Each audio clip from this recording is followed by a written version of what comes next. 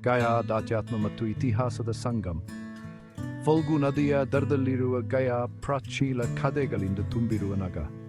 ಇದು ಭಾರತ ಬಿಹಾರ ರಾಜ್ಯದಲ್ಲಿದೆ. ಗಯಾ ನಗರವು ಅಸಂಖ್ಯಾತ ಯಾತ್ರಿಕರ ಶಕ್ತಿಯಿಂದ ಗುನುಗುತ್ತದೆ. ಅವರು ತಮ್ಮ ನಂಬಿಕೆಗೆ ಸಾಂತ್ವನ ಮತ್ತು ಸಂಪರ್ಕವನ್ನು ಬೇಸುತ್ತಾರೆ. ಇದರ ಇತಿಹಾಸವು ಸಹಸ್ರಮಾನಗಳ ಹಿಂದಿನದು. ಚಕ್ರವರ್ತಿಗಳು ಮತ್ತು ತಪ್ಸವಿಗಳು ಇದರ ಧೂಳಿನ ರಸ್ತೆಗಳಲ್ಲಿ ನಡೆದಿದ್ದಾರೆ. ಅವರ ಉಪಸ್ಥಿತಿಯು ಯುಗಗಳಿಂದ ಪ್ರತಿಧ್ವನಿಸುತ್ತದೆ. ನಂಬಿಕೆಯ ಶಾಶ್ವತ ಶಕ್ತಿಗೆ ಗಯಾ ಸಾಕ್ಷಿಯಾಗಿದೆ. ನಗರ ಕಲ್ಲುಗಳು ಭಕ್ತಿ ಮತ್ತು ತ್ಯಾಗದ ಕನ್ನೆಗಳನ್ನು ಪಿಸುಗುತ್ತುತ್ತವೆ. ಇದು ಬಂತೆಯ ಮತ್ತು ಆಧ್ಯಾತ್ಮಿಕತೆಯ ನಡುವಿನ ಮುಸುಕವು ತೆಲುವಾಗಿರುವ ಸ್ಪಂದವಾಗಿದೆ. ಗಯಾದಲ್ಲಿ ಸಮಯವೇ ವಿಭಿನ್ನವಾಗಿರುತ್ತದೆ. ವರ್ತಮಾನ ಮತ್ತು ಭವಿಷ್ಯಗಳು ಇಲ್ಲಿ ಹೆಣೆದುಕೊಂಡಿವೆ. ಇದು ನಂಬಿಕೆ ಮತ್ತು ಮಾನವ ಅನುಭವದ ಸುಂದರ ಚಿತ್ರವನ್ನು ಸೌಪಿಸುತ್ತದೆ. ಹಿಂದೂಗಳಿಗೆ ಗಯಾ ಅಪಾರ ಧಾರ್ಮಿಕ ಮಹತ್ವವನ್ನು ಹೊಂದಿದೆ. ಇದು ಭಾರತದ ಅತ್ಯಂತ ಪವಿತ್ರ ಸ್ಥಳಗಳಲ್ಲಿ ಒಂದಾಗಿದೆ. ಪ್ರತಿ ವರ್ಷ ಲಕ್ಷಾಂತರ ಜನರು ಇಲ್ಲಿಗೆ ಪ್ರಯಾಣ ಬೆಳೆಸುತ್ತಾರೆ. ಅವರು ಪಿಂಡ ದಾನ ಮಾಡಲು ಬಯಸುತ್ತಾರೆ. ಇದು ತಮ್ಮ ಪೂರ್ವಜರ ಆತ್ಮಗಳಿಗೆ ಅರ್ಪಿಸುವ ವಿಧಿ. ಪುನರ್ಜನ್ಮದ ಚಕ್ರದಿಂದ ಅವರನ್ನು ಮುಕ್ತಗೊಳಿಸುತ್ತದೆ ಎಂದು ನಂಬಲಾಗಿದೆ. ವಿಷ್ಣುಪಾದ ದೇವಸ್ಥಾನವು ಭಕ್ತ ಪ್ರಮುಖ ಆಕರ್ಷಣೆಯಾಗಿದೆ. ಆ ದೇವಾಲಯವು ವಿಷ್ಣುವಿಗೆ ಅರ್ಪಿತವಾಗಿದೆ. ಇದು ಅವನ ಪಾದ ಗುರುತನನ್ನು ಹೊಂದಿದೆ ಎಂದು ನಂಬಲಾಗಿದೆ. ಆ ಪಾದ ಗುರುತನನ್ನು ಬೆಳ್ಳಿಯ ಬಟ್ಟಲಿನಲ್ಲಿ ಸಂರಕ್ಷಿಸಲಾಗಿದೆ. ದೇವಾಲಯದ ವಾಸ್ತುಶಿಲ್ಪವು ಅದ್ಭುತವಾಗಿದೆ. ಇದು ಎತ್ತರದಲ್ಲಿರುವ ಗೋಪುರಗಳು ಮತ್ತು ಸಂಕೀರ್ಣ ಕೆತ್ತನೆಗಳನ್ನು ಒಳಗೊಂಡಿದೆ. ಮತ್ತೊಂದು ಪ್ರಮುಖ ದೇವಾಲಯ ಎಂದರೆ ಮಂಗಗಂಡಿ. ಇದು 18 ಮಹಾಶಕ್ತಿ ಪೀಠಗಳಲ್ಲಿ ಒಂದಾಗಿದೆ. ಇದು ಶಕ್ತಿ ಪೂಜೆಗೆ ಶಕ್ತಿಶಾಲಿ ಸ್ಥಳವಾಗಿದೆ. ಫಲ್ಗು ನದಿಯು ಗಯಾ ಮೂಲಕ ಹರಿಯುತ್ತದೆ. ಇದು ಹಿಂದೂಗಳಿಗೆ ಅಪಾರ ಪವಿತ್ರತೆಯನ್ನು ಹೊಂದಿದೆ. ಇದು ಪವಿತ್ರ ನದಿ ಎಂದು ನಂಬಲಾಗಿದೆ.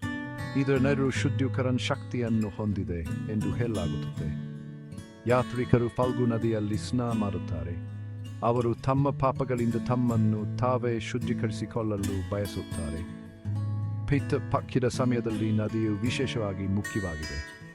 ಇದು ಪೂರ್ವಜರ ಆರಾಧನೆಗೆ ಮೀಸಲಾದ ಪಕ್ಷ. ಮತ್ತೊಂದು ಮಹತ್ವದ ಹೆಗ್ಗುರುತು ಅಕ್ಷಯ ವರ್ಮಾನ. ಆ ಪ್ರಾಚೀನ ಅಲ್ಲ ಮಾರ್ವನ್ನು ಅಮೃತದ ಸಂಕೇತವೆಂದು ಪೂಜಿಸಲಾಗುತ್ತದೆ. ವಿಷ್ಣುವಿನ ಅವತರಣಕ್ಕೆ ಇದು ಸಾಕ್ಷಿಯಾಗಿದೆ ಎಂದು ನಂಬಲಾಗಿದೆ. ಯಾತ್ರಿಕರು ಅದರ ಕೊಂಬೆಗಳ ಸುತ್ತಲೂ ದಾನಗಳನ್ನು ಕಪ್ಪುತ್ತಾರೆ. ಅವರು ದಿನ ಮತ್ತು ಸಮುದ್ರದ ಜೀವನಕ್ಕಾಗಿ ಹಾರಿಸುತ್ತಾರೆ. ಮರು ನಂಬಿಕೆ ಶಿಕ್ಷಕ್ತಿ ಮತ್ತು ಪ್ರಕೃತಿಯ ಶಿಶುಗಳ ಒಬ್ಬ ನಾಲ್ಕನೇ ವಿಭಾಗ ಬುದ್ಧನ ಪಾದಗಳಲ್ಲಿ ಗಯಾ. ಬೌದ್ಧ ಧರ್ಮದಲ್ಲಿಯೂ ಗಯಾ ಅಪಾರ ಪ್ರಾಧಾನ್ಯತೆಯನ್ನು ಹೊಂದಿದೆ. ಬುದ್ಧಗೆಂದು ಕರೆಯಲ್ಪಡುವ ಸಿದ್ಧಾಮುಗಂತ ಬುದ್ಧತ್ವವನ್ನು ಪಡೆದದ್ದು ಇಲ್ಲಿಯೇ. ಗಯಾದಿಂದ ಸ್ವಲ್ಪ ದೂರದಲ್ಲಿರುವ ಬೌದ್ಧ ಗಯಾ ಆ ಪವಿತ್ರ ಸ್ಥಳವನ್ನು ಸೂಚಿಸುತ್ತದೆ. ಮಹಾಬೋಧಿ ದೇವಾಲಯ ಸನ್ ಕಾಂಪ್ಲೆಕ್ಸ್ ಯುನೆಸ್ಕೋ ವಿಶ್ವ ಪರಂಪರೆಯ ತಾಣವಾಗಿದೆ. ಇದು ಆಳವಾದ ಪ್ರಶಾಂತತೆ ಮತ್ತು ಚಿಂತನೆಯ ಸ್ಥಳವಾಗಿದೆ.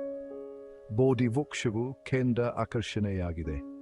ಇದು ಮೂಲ ಮರದ ವಂಶಸ್ಥರು ಎಂದು ನಂಬಲಾಗಿದೆ. ಬುದ್ಧನು ಇಲ್ಲಿಯೇ ಬುದ್ಧತ್ವವನ್ನು ಪಡೆದನೆ.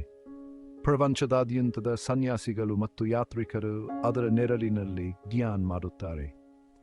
ಅವರು ಬುದ್ಧನ ಬೋಧನೆಗಳೊಂದಿಗೆ ಸಂಪರ್ಕ ಸಾಧಿಸಲು ಪ್ರಯತ್ನಿಸುತ್ತಾರೆ.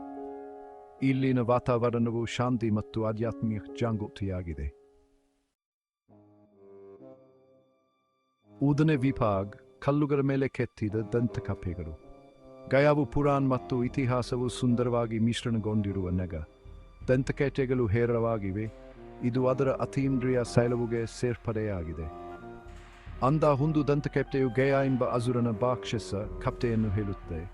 ಅವನು ಅಪಾರ ಶಕ್ತಿಯನ್ನು ಸಾಧಿಸಿದನು. ಅವನು ಮನುಷ್ಯರು ಮತ್ತು ದೇವರುಗಳನ್ನು ಭೇದಪೀಠಗೊಳಿಸಿದನು.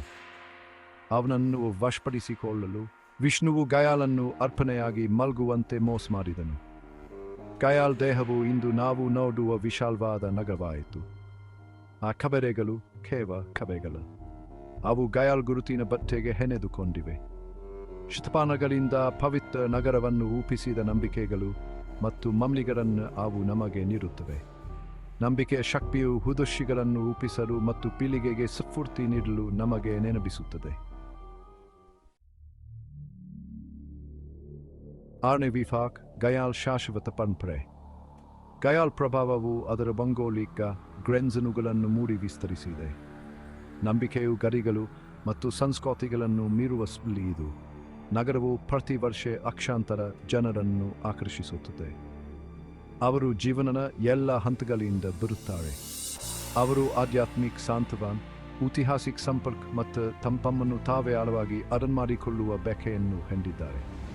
ತಮ್ಮ ಪೂರ್ವಜರಿಗೆ ಮುಕ್ತಿಯನ್ನು ಬಯಸುತ್ತಿರಲಿ ಅಥವಾ ಬುದ್ಧನ ಹೆಜ್ಜೆಗಳಲ್ಲಿ ನಡೆಯುತ್ತಿರಲಿ, ಸಂದರ್ಶಕರು ಗಯಾವನ್ನು ಶಾಶ್ವತವಾಗಿ ಬದಲಾಯಿಸುತ್ತಾರೆ. ನಗರ ಕಾಲಾತೀತ ಶಕ್ತಿ, ಅದರ ಸ್ಪಷ್ಟವಾದ ಆಧ್ಯಾತ್ಮಿಕತೆ ಮತ್ತು ಅದರ ಮೋಡಿ ಮಾಡುವ ದಂತಕಪೆಕ್ಕೆಗಳು ಆತ್ಮನ ಮೇಲೆ ಶಾಶ್ವತವಾದ ಗುರುತು ಬಿಡುತ್ತವೆ. ಗಯಾ ನಂಬಿಕೆ ದೀಪಸ್ತಂಭವಾಗಿ ನಿಂತಿದೆ. ನಮ್ಮ ಜೀವನವನ್ನು ರೂಪಿಸಲು ಮತ್ತು ಅಮ್ಮನನ್ನು ಸಂಪರ್ಕಿಸಲು ನಂಬಿಕೆಗೆ ಶಕ್ತಿಯನ್ನು ನೆನಪಿಸುತ್ತೆ.